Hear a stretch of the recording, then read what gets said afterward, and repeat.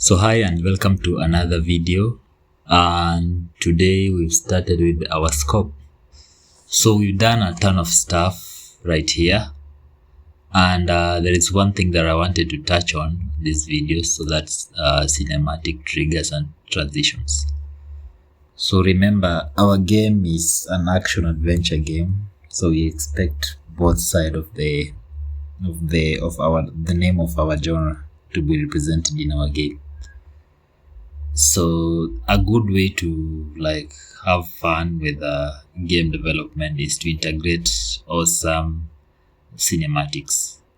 We won't dive in a lot on it, but I just want to show you where you can maybe bring your animation team and bring your storytelling ideas to life. With that being said, go back to our project, and we've done quite a lot of progress with the systems that we have already. I'll delete this guy and I'll create let me save the level first, and I'll say let me make, let's say, a door right here. I can just use that, this one too,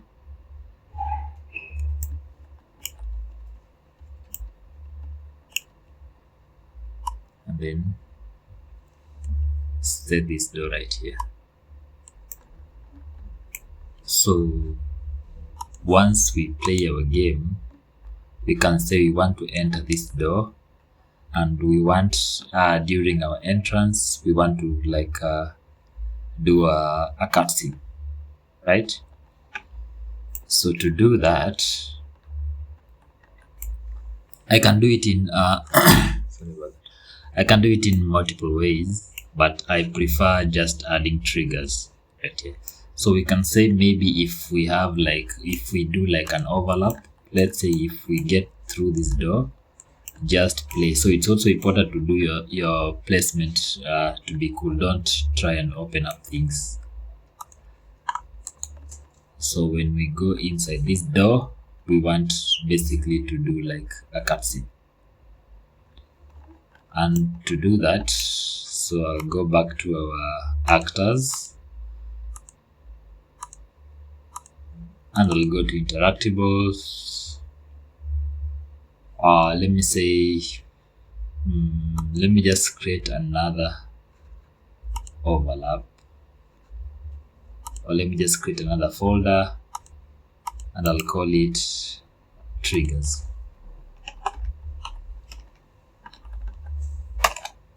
Cool. So I'll open it up. I'll create an actor blueprint class actor, and I'll name it cinematic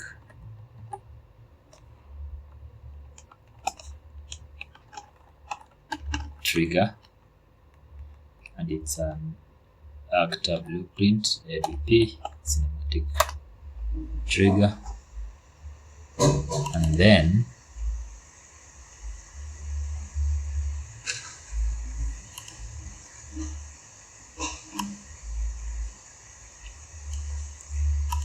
I'll open the trigger itself. Remember to disable our tick. Where is it? Yeah. Compile, and I'll add a trigger box. Oh, let me see. Trigger. No. I'll just add the collision box. Let me do a box collision. Compile, save, and then I'll drag it straight into the map. Drag you right here.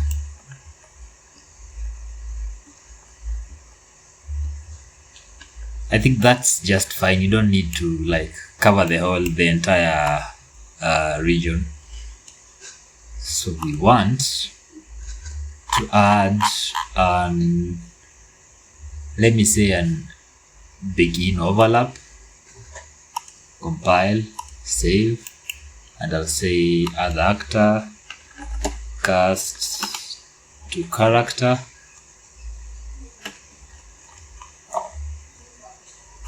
Also remember, if any character does overlap these, you might have problems with it triggering the cinematic. So make sure that you do a lot of like comparison here. So if you can say get player character and then check if it's equal to this one.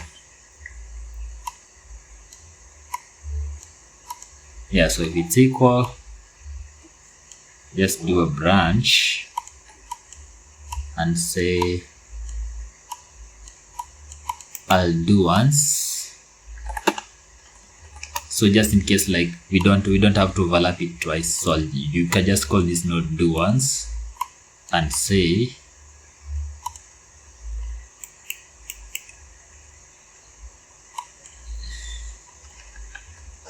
play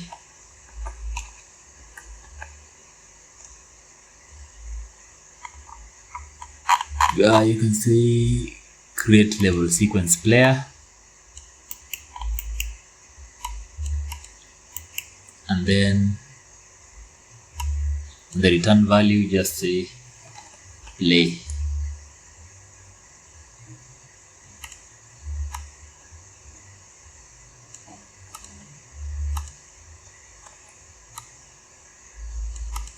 And that's it. So we'll go ahead and promote this to a variable, and I'll just name it to level sequence, compile, and you'll have these right here. So what we're going to do is we're going to check it's editable and expose on spawn. Remember on our previous videos during doing the UI we had a ton of things that we did with exposing to spawn. So that allows us to come straight here and we can see we have an empty level sequence to place, right? So having said that, to create, let's say, a cinematic, you just need this button here. So you create this and you can say add a level sequence, and then we can create another folder, or let me just cancel and create it in the content browser.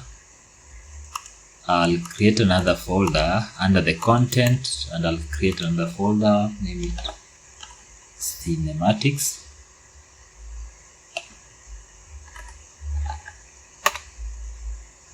And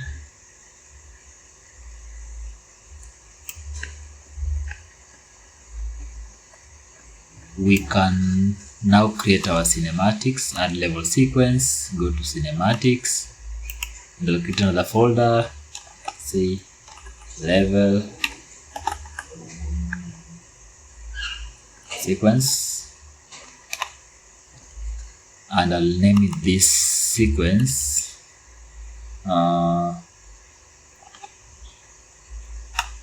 Let me just call it sequence 1. You can call it either name you want. I'll call it sequence 01. Save that, and then we see a whole new window popping up. It's just like a sequencer. So we don't need the curves for now, and we can say let's make sure our this is like on the bottom right here. That's great.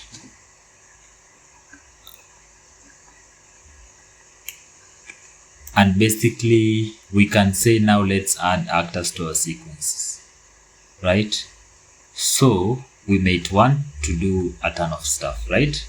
So I want us, once we get into the door, we can basically say let's spawn like an enemy right there with the sequence, and let's spawn an enemy right here, let's say right here, and then he'll be coming this way. Then you realize that the player realizes that there is an enemy coming. Now you have to hide, right? Or you could say let's just do a basic camera. So maybe this is a door and you want to have your camera right here just to show the player where the player is going, right? To do that, again, remember, since like we are doing a more like linear experience, we are going to just create another block right here. Don't worry, in our scope we still have another session where we'll be doing like blockers for our level. I think it's the next session, but in this one I'll say let's keep our goal just ahead, so we can say there is a tall building in front of you. Scale this up a bit and place it right here. So once the player is here, we'll try and move our camera right here just to show like this is where this is our goal, right? So I'll come straight here and I'll say I'll add a camera. Just click on create new camera and set it at the current camera cut. So I'll create this camera here and I'll make sure I'm piloting it. So once the player is here, we create this small sequence. I'll go to transform and I'll just use this key right here and then move our sequence, our player back to around like this, like 2 seconds. It's about, I can tell it's 2 seconds because we are running at this sequence at 30 frames a second and we are on the 120th frame. So I'll just use 2 seconds or maybe 2.5 to place it, to basically show the player that this is our goal, right? And then I'll mark the transform. So when I go back and hit play, you can see that's it. That's like we are introducing our player to the goal, right? So I'll quickly save that. So there is a ton of ways that you can do with this, so you don't have to worry so much about it. You can quickly save that and save your level, then come back to your actor and say under sequence, when you drop down you'll see there is a sequence 1 right here. Cool. So it can be a really good sequence. Mine is just like an illustration of how this stuff works. And when I hit play and go straight to this point, you see the sequence has been triggered. So you can have a bunch of animations and stuff, which is okay. So you realize when we go back, it won't happen again. Yeah, and basically that's it. We have achieved our goal. All we wanted is to create these cinematics triggers. Your sequences can be anything else. They can be pretty much complex, or maybe you can get an animation and add it, or maybe you just want to do like a level exploration like what I've just done here. But the bottom line still remains that you still need to be, you have to be creative with the way you just handling your vision. Like let's say if you're doing a game where you were using cinematics to show the player what he's supposed to do or where he's supposed to go, I mean, you have to be creative with that. So I'll play it again and see if it's what we anticipated. Yeah, and that's great. I'm really happy with it. So keep following and I'll see you in the next one. Also, I almost forgot, if you're new to this channel, go ahead and subscribe. I realize that almost 90% of the people who watch have not yet subscribed. and it's a good favor for me, especially for the growth of the channel.